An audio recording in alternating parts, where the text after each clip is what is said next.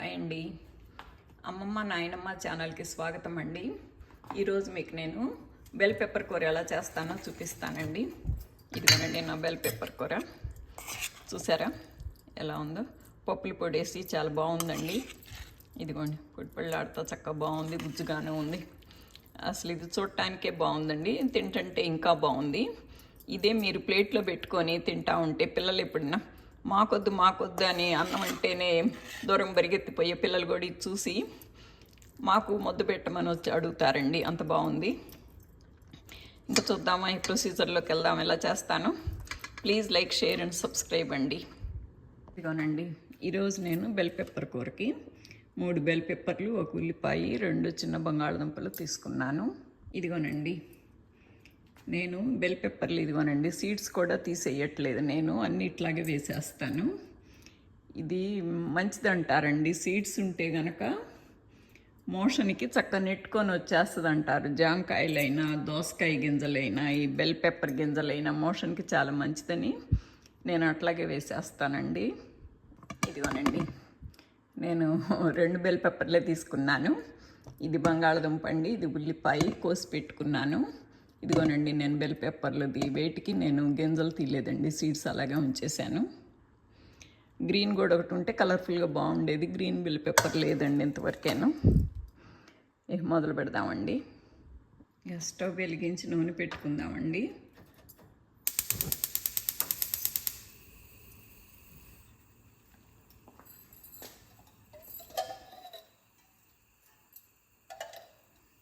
నేను 2 స్పూన్లు వేసానండి నూనె.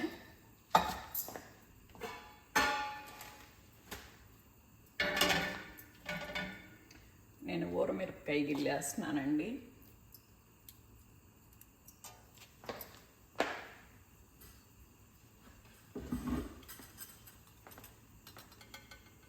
నూనె కాగిందండి.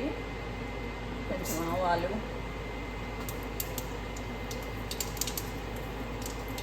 కొంచెం శనగపప్పు, కొంచెం మినప్పప్పు, తర్వాత కరివేపాకు వేస్తాను.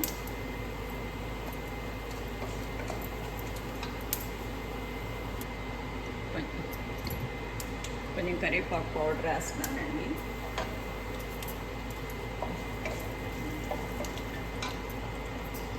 కొంచెం అల్లము,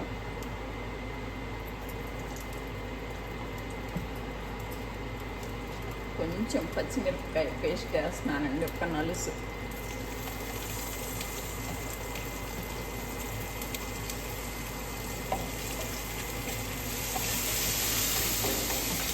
తర్వాత ఉల్లిపాయలు వేస్తానండి.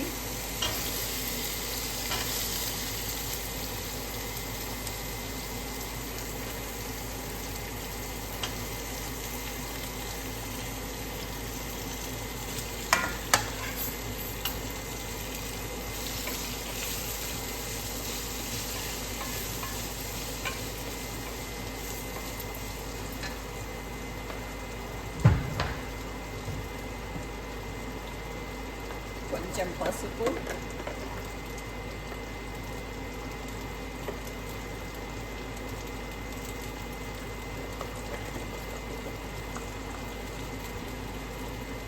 వన్ మినిట్ ఉల్లిపాయ వేగాక బంగాళదుంప వేస్తున్నానండి. ఫస్ట్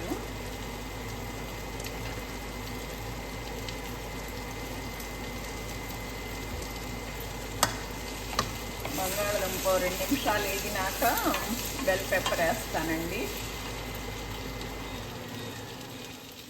ఫ్యాన్ మాటలో వినపడతలేదు, అందుకని ఆపేసాను. ఇప్పుడు బంగాళదుంప 2 మినిట్స్ వేగిన తర్వాత బెల్ పెప్పర్లు వేస్తానండి. ఇప్పుడు బంగాళదుంప 2 మినిట్స్ వేగిందండి. ఇప్పుడు బెల్ పెప్పర్లు వేసేస్తున్నాను.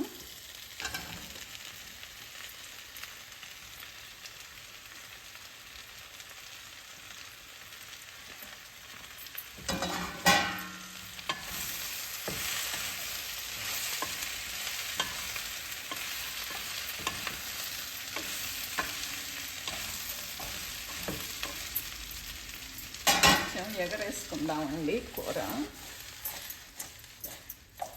తింటే బాగా కలవట్లేదు. ఓకే, ఇప్పుడు కింద పైకి కిందకు వచ్చేసిందండి. 2 నిమిషాలు వాటిని ఇలా ఎగనిద్దాము. ఈ బెల్ పెప్పర్లోకి పప్పుల పొడి వేస్తే బాగుంటుందండి. ఇదిగోనండి, కొంచెం చిన్న గిన్నెలో సగానికి నువ్వుపప్పు వేసుకున్నానండి. అదే గిన్నెతో నిండా కొద్ది వేసిన పప్పులు తీసుకున్నానండి.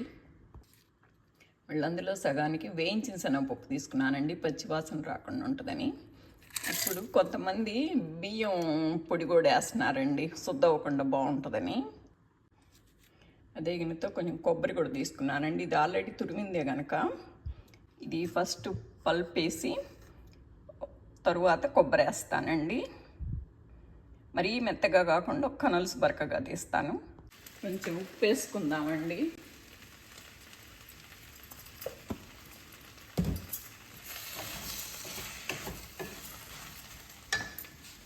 వేసాను కదా, కొద్దిగా కారం వేస్తానండి. నా దగ్గర వేపుడు కారం ఉంది కదా, అన్నీ కొట్టిన కారం కదా ఇది.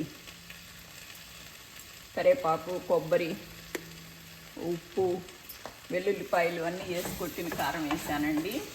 పొడేసినాక శుద్ధ ఇది అప్పుడైతే కలవదని ఇప్పుడే ఉప్పు కారాలు ఫస్ట్ వేసేసి తరువాత ఈ పౌడర్లు వేస్తానండి. ఇదిగోనండి, ఇది ధనియాలు, జీలకర్ర, మినపప్పు, శనగపప్పు కలిపి కొట్టిన పౌడర్ అండి. ఇది ఎక్కువ వేయండి, ఇది కొంచెం వేస్తాను. ఇదిగోనండి ఇప్పుడు కొట్టిందండి ఇది. వేయించిన శనగపప్పు, వేరుశనగపప్పు, నువ్వుపప్పు, కొబ్బరి కలిపి కొట్టిన పౌడర్ ఇది.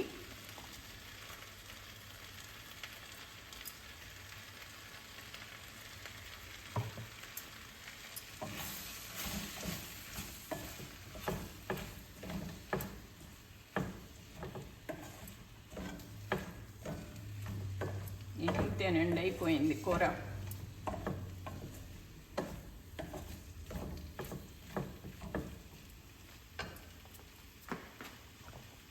ఇదిగోనండి, అయిపోయిందండి కూర.